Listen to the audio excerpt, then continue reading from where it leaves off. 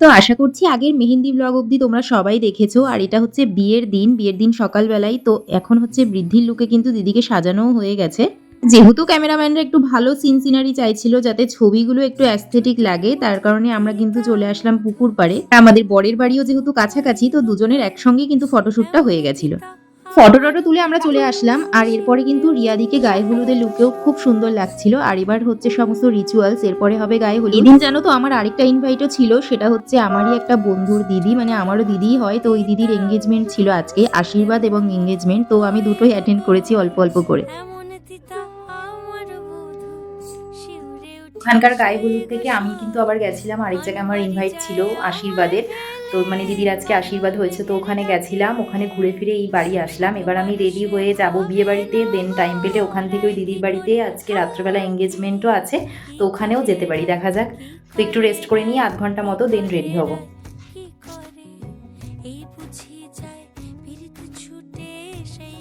তো এই যে আমি কিন্তু রেডি হয়ে গেছি। আর আজকে একটুখানি অন্যরকম ভাবেই সেজেছি, মানে কোনো বেনারসি টাইপসের কোনো শাড়ি পরিনি, মানে একটুখানি ওই বিয়ে বাড়ি টাইপস, একটু পার্টি ওয়্যার টাইপসের শাড়ি পরেছি। তো কেমন লাগছে কিন্তু অবশ্যই কমেন্টে জানিও। এই হচ্ছে কিন্তু আজকের আমার ফাইনাল লুক।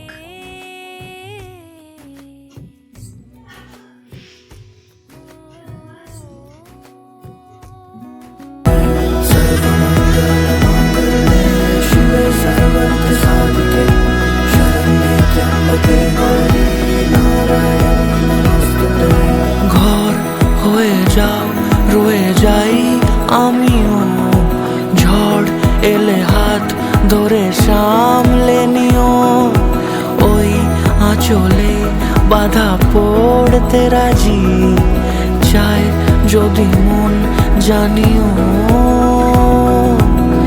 রটে গেছে খবর এই বাতাসে। তো আমরা তো চলেই এসেছি ভেন্যুতে। আর দেখো কত সুন্দর করে সাজানো হয়েছে, আর রিয়াদিকেও খুব সুন্দর লাগছিল। আর আজ জানো তো অনেকদিন পরে সেই ছোটবেলার খেলার গ্রুপটার সঙ্গে দেখা হলো। সবার সঙ্গে হয়তো টুকটাক যোগাযোগ আছে, তবে দেখা অনেকদিন পরে হলো। তো সবাই মিলে অনেক মজা করলাম। মাঝে কিন্তু আমি টুক করে ওই অনুষ্ঠান থেকেও ঘুরে এসেছি, মানে তোমাদেরকে যেটা আমি সকালেই বলছিলাম। তো দিদির রাতে ছিল এঙ্গেজমেন্ট, আমি ওখানে খাওয়া দাওয়াটা আর করতে পারিনি, তবে ঘুরে এসেছি। কিন্তু একটু পরেই বিয়েতে বসা হবে। আর আমরা কিন্তু পেট পুজো করতে বসে পড়েছি, যাতে খাওয়া দাওয়া করে বেশ অনেকটা টাইমই থাকতে পারি। তো প্রথমেই দিয়ে দিল কিন্তু ফিশ কাটলেট, তার সঙ্গে চাটনিও দিয়েছিল, আমি তো নিইনি। পরেই কিন্তু দিয়ে দিয়েছিল কুলচা, আর তার সঙ্গে চানা পনির, আর তারপরে দিয়ে দিয়েছিল স্যালাড, এরপরে দিয়েছিল কিন্তু হায়দ্রাবাদি পোলাও, তারপরে দিয়েছিল কাতলা, যেটা আমি নিইনি, দেন মাটন কষা, তারপরে চাটনি পাঁপড় মিষ্টি যা যা হয় আর কি। পরে দিয়েছিল কিন্তু আইসক্রিম তো বাদই দেওয়া যাবে না, তো ওটা আলাদা করেই কিন্তু আমরা স্টল থেকে পরে নিয়েছিলাম। আর এরপরে চলে আসলাম টুক করে উপরেই, দেখলাম বিয়েতে ওরা বসেই গেছে, দিদি মা সবাই আমরা বসে পড়লাম যে পুরো বিয়েটা দেখবো বলে। আর জানো তো এরকম নিজের কারুর বিয়ে টিয়ে হলে না এখন খুব ইমোশনালি লাগে, যেহেতু দিন দিন আমরাও বড় হচ্ছি। জানি না এই ফিলিংসটা সবার হয় কিনা, আই থিঙ্ক প্রত্যেকটা মেয়েরই কম বেশি হয়। ভালোবাসা জারি থাকবে আজন্ম যে, ভালোবাসা জারি আছো তুমি লেখা জানি ভাগ্যে আমার। এই হচ্ছে সেই মুহূর্ত, একটু পরেই কিন্তু হবে সিঁদুর দান। আর এটার জন্যই কিন্তু মেনলি ওয়েট করে বসে থাকা, এত সুন্দর লাগে মুহূর্তটা। তো তোমরাও চলো দেখে নাও। আলতা পায়ের ছাপ পড়লেই তোমার ফোটে আদরের ফুল এই সংসারে।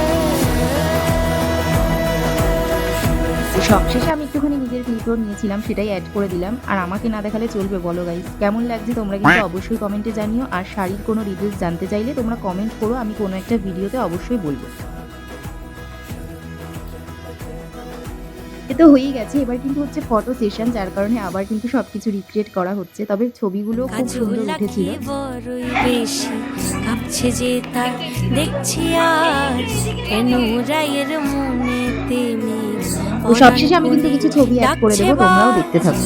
নীলাজ কালা এমন জ্বালা কে কারে দেয় বল মোরে, নীলাজ কালা এমন জ্বালা কে কারে দেয় বল মোরে, কি করে রায় কি করে। খেতে খেতে আমি কিন্তু চলে এসেছি বাড়িতে। তো আজকের ব্লগটা কিন্তু এইটুকুই ছিল। যদি কিছু ভালো লেগে থাকে please do like, comment, share, subscribe. টাটা, বাই।